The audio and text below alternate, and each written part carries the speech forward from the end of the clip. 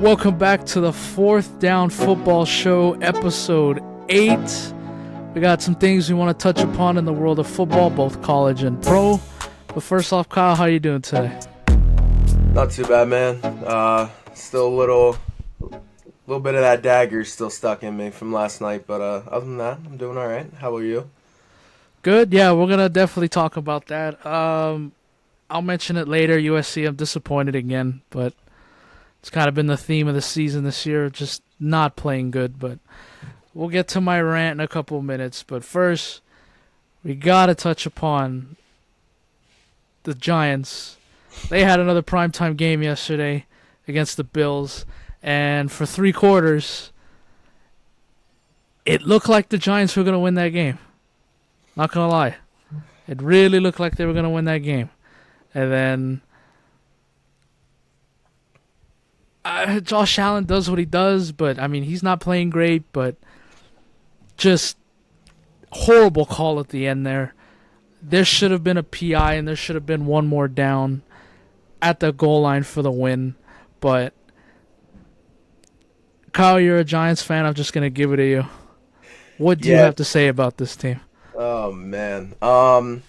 They gave me life last night. They really did. I got back to my roots. I was, that little kid, little 12-year-old kid running around the living room again, man. I was excited.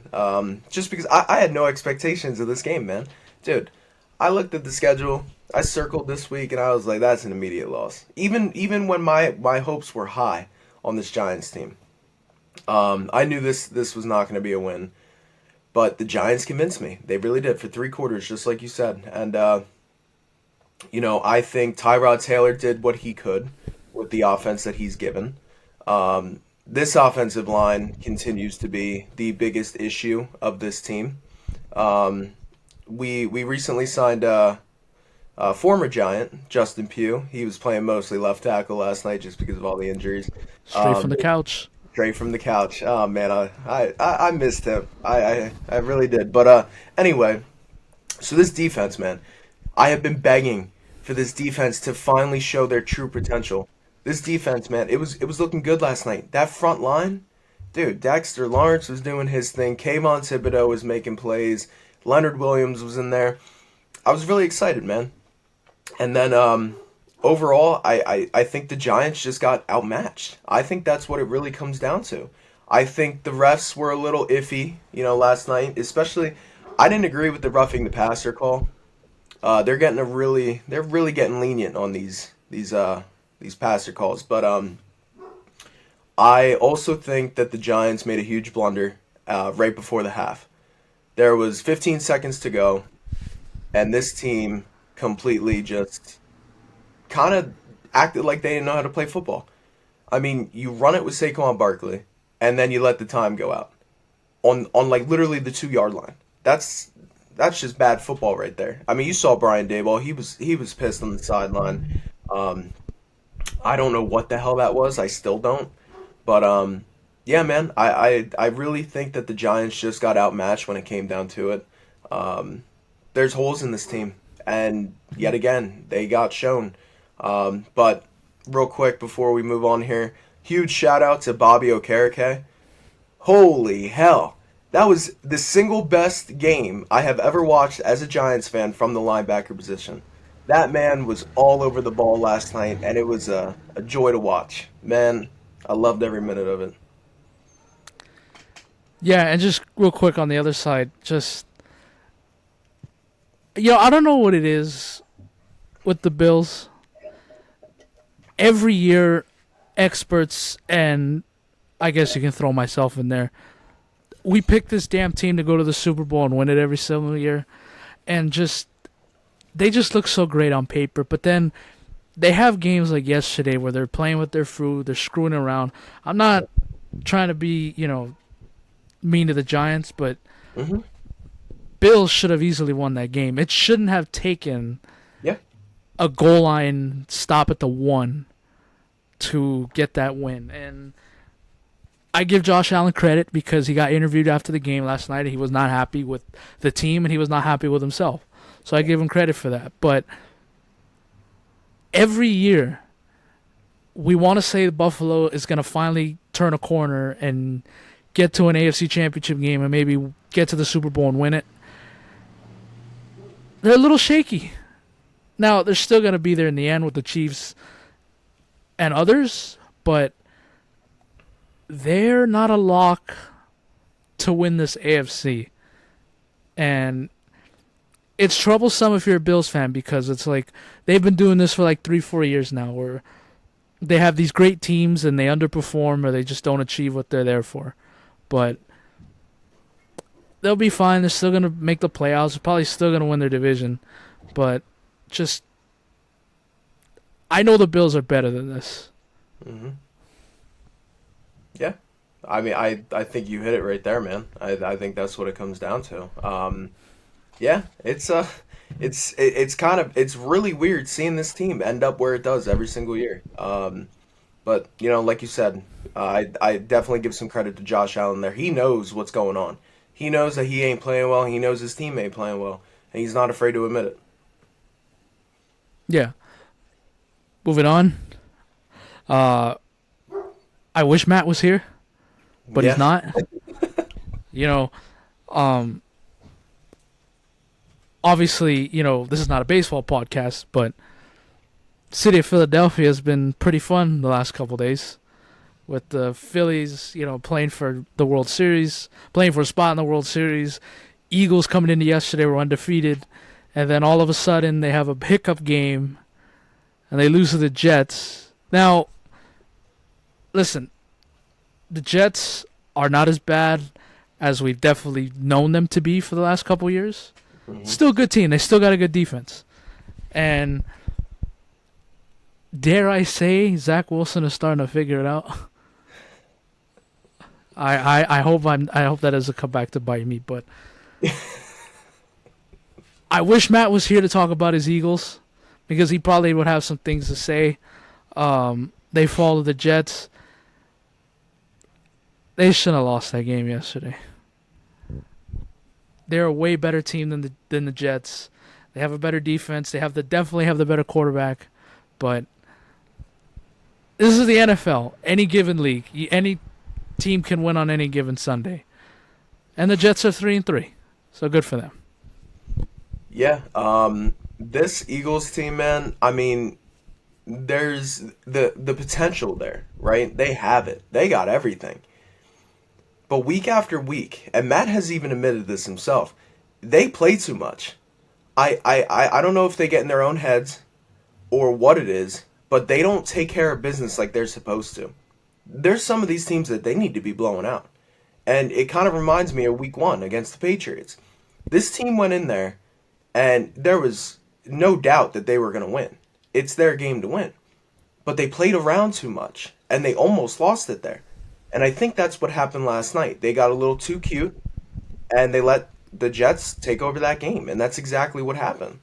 But I think the Eagles pieces are there. They're good, man. They're a great team. But they just need to figure it out, go into every single game with the mindset that, hey, we need to take care of business from the very jump. And execute. That's what it comes down to. But I think that they're just not getting over that hump quite yet. Yeah, and again, they're one of these teams that they're going to be there in the end. They're going to, let's see what happens with Dallas, but they're most likely going to win the division. They're going to have some home playoff games. They're going to be just fine.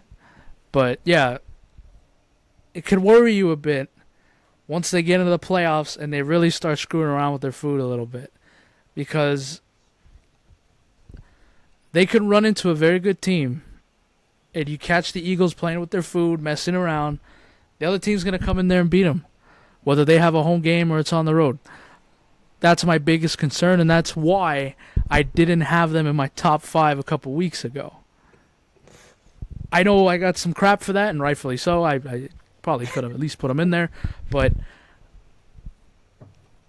I don't know. I just feel like this Eagle team could be a lot better. And I think if Matt was here, he admitted himself that, yeah, this team could be better. But yeah, you're not going to go undefeated. You're going to run into somebody who's just having a better day. Eagles are still 5-1.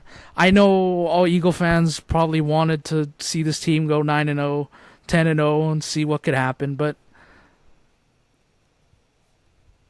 the sky's not falling. I'd rather have the hiccup now than in January when it really counts. So Exactly. Eagles would be just fine. Yeah. No, I definitely agree. And if you don't have any more thoughts about the Eagles, we can move on to the other team that was a little bit more shocking to me. Definitely. Okay, yeah, so the 49ers are now also not undefeated anymore with their Good. loss to the to the Browns. Um, this one, personally, I think it came down to injuries, man. I had mentioned this before. I had said that this team is just one or two big injuries away from kind of losing it a little bit. And that's exactly what happened. There's no excuse for them not winning that game yesterday, though, because that field goal should have been made. It was a gimme. I mean, that's just, you got to make it, right? But if you actually look at the game and what conspired to it coming down to a field goal to win the game was the fact that Debo was out, McCaffrey was out for a bit. Like I said, we're getting a taste of what this Niners team could be without their big names. And I think that's kind of what messed up the game plan a little bit for Kyle Shanahan in this offense. Debo's a playmaker, man. He really is. I mean, he can change that offense just as quick as he can make things happen. So it's like for him to go down and for this team to just kind of stay afloat. I mean, and then they went to the run game more with McCaffrey. McCaffrey got sidelined for a little bit there. And then I felt like this team was just struggling to find something to work. But it's like you have so many other weapons. But I think when they're all clicking together, that they're a well-oiled machine. And when one little thing goes wrong, they could spiral. And that I'm hoping, for their sake, that that's not the case. I hope it was just a little hiccup. Like, hey, we'll get them next week. Not a big deal. But like I said, that's kind of the taste that I got from it. But yeah, that's my thoughts on that. Yeah. Again, they're going to be just fine. I don't know if you checked social media yesterday, but the first chance that everybody got to take a dump on Brock Purdy, Yeah. people were taking their shots, and maybe or maybe not, including myself. I just, the mantle that they were putting Brock Purdy on for the last year, to me, it was a little obsessive. Mm-hmm. Like, all right, like I'd made this joke with Matt, and I've made this joke with you before. It's pretty easy to hand the ball off to Christian McCaffrey 30 times a game, and I can throw over the middle to George Kittle, and I can give a little toss to Deebo Samuel once in a while. But he's still a good quarterback. He's in the right system. He knows the system. He's learning it. He's doing everything he should. Not going to knock him for that, but it is amazing what happens, though, when you do lose your star wide receiver and your star running back. I'm not saying Brock Purdy's terrible. He's not. But came down to earth a little bit yesterday. First loss of his career. Eagle 1 doesn't count in the NFC Championship game. He got hurt. First loss of his career. And I think it was the first 49ers loss, I think, since in the regular season, I think since November. Mm-hmm. It's kind of crazy to think about. But, again, they'll be fine. They're still, in everybody's power rankings, probably top 2. If not, they're still the best team in the NFL. Still with that great defense. They're going to be just fine. But, yeah, you hope this doesn't turn into anything. But it was a little bit concerning. And you just hit it right on the head that this guy's got to stay healthy. Yeah. They cannot afford to lose any of their top guys. And if they do, it's going to be a problem. And they might run into something. But this is still a good 49ers team, and they're going to be just fine. Yep. 100%. All right. I think that's about it with the NFL portion. We'll flip over to the college.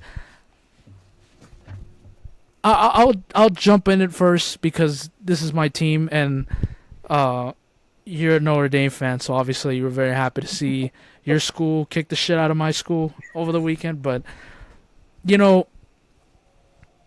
just a bad week. Dodgers get knocked out. USC gets their teeth kicked in. Not having fun. But this USC team is so difficult to watch right now, and it's just not fun. It's just bad football. And we saw the writing on the wall a couple weeks ago. We were very lucky to come in to this game against Notre Dame undefeated, because they didn't look good last week against Arizona. They had to go to triple overtime with them. And then didn't look good against Arizona State. And they were up big against Colorado, 41-14 in the third quarter. And then the defense started to do what they always do and miss tackles and give up big plays. And if the game was another 3 minutes, they would have lost that game too. So realistically, coming into this game, it could have easily been 3-3 or 4-2. But I mentioned this in the group chat earlier to you guys. I'm really glad USC got their doors kicked in Saturday, because they needed that. They were playing very bad football against the mediocre teams in the Pac-12. And did I think USC was going to win? Yeah. But I wasn't going to be surprised if they lost. But just the way they lost. Caleb Williams, that's the worst game he's ever had in a USC uniform. And hopefully that was the bad one that he was able to get out of the way. But some of those throws he had, 3 interceptions, some of them were gimmies. Can't happen. That's just inexcusable. It did make me appreciate him a lot more, because if Caleb Williams not fantastic and incredible every weekend, this team was a lot worse. So having a great guy like that can kind of hide your flaws, and that's what Caleb had been doing for the first 6 weeks of this season until Saturday when he had a bad game himself. He's not going to play terrible like that again. I'm scared. I am scared for this USC team, because we are now in the portion of their schedule where it's going to get really difficult. They play Utah this weekend at home. They have Cal on the road. They have Washington at home, who's now the 5th-ranked team in the country, and I'll get to them in a second. And then they got to go to Eugene and play Oregon. They're a top 10 team. And then they got to play UCLA, which we should beat UCLA, but it's a rivalry game. Everybody's going to get excited for it and jump up for it. They could lose 3 of these games. They could lose to Utah this weekend. They can lose to Washington in 2 weeks. And they can lose to Oregon the following week. And they can for damn sure lose to UCLA.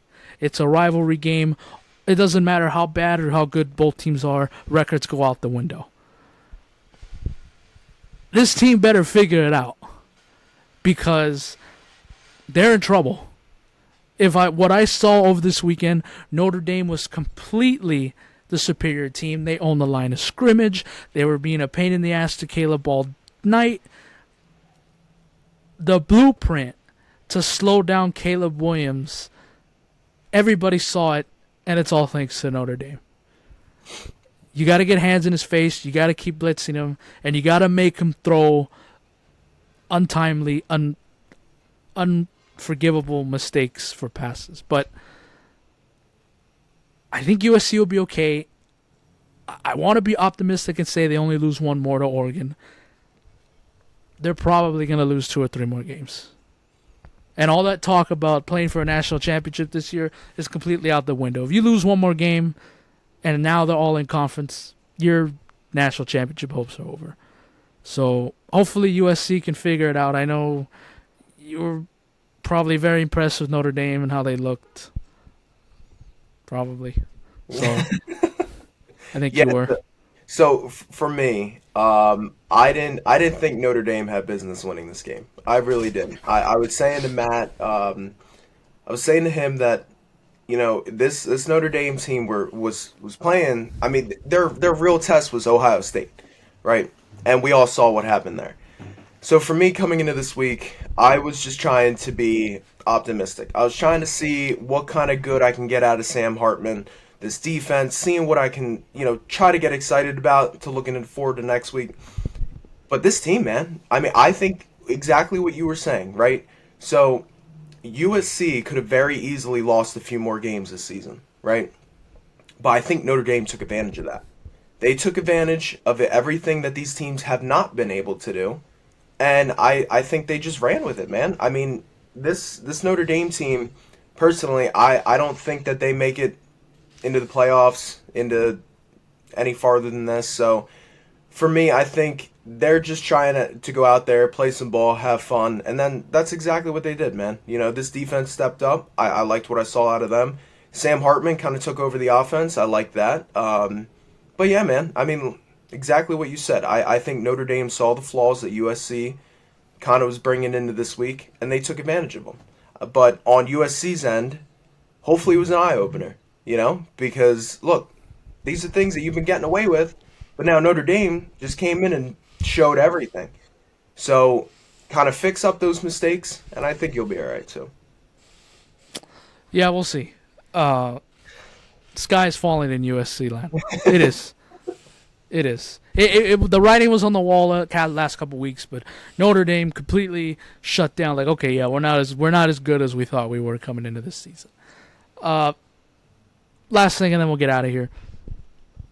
I watched Oregon, Washington, and for the first time ever, those two schools were top 10 coming into each other's game, and that's a big deal. And I've said this repeatedly over and over again. It's so ironic that the 1 year USC's good, Utah's good, Colorado's good, Oregon's good, Washington's good. All these schools in the Pac-12 are good, and then we're all leaving. We're all leaving next year. It's just so ironic to me that the 1 year the Pac-12 finally gets some good competition, we're all heading out the door next year. But anyway, Michael Penix is pretty damn good. To quote Desmond Howard on College Game Day, big Penix energy.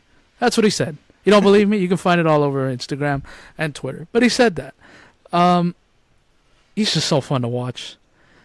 And I hate to admit it because, Caleb's my guy, but he probably is the Heisman favorite now. And especially, he's going to solidify his case if he comes into USC and beats Caleb Williams in 2 weeks. He will definitely win the Heisman. He is probably the favorite right now. But just watching it as a USC fan, how Oregon and Washington, which, by the way, Oregon fans love to talk about how much better they are than everybody else. And they were giving us crap for weeks that we couldn't stop anybody on defense. Guess what? You just lost in Washington, and your defense gave up almost 40 points. Embarrassing. Just saying, for a top 10 school. But good for Washington.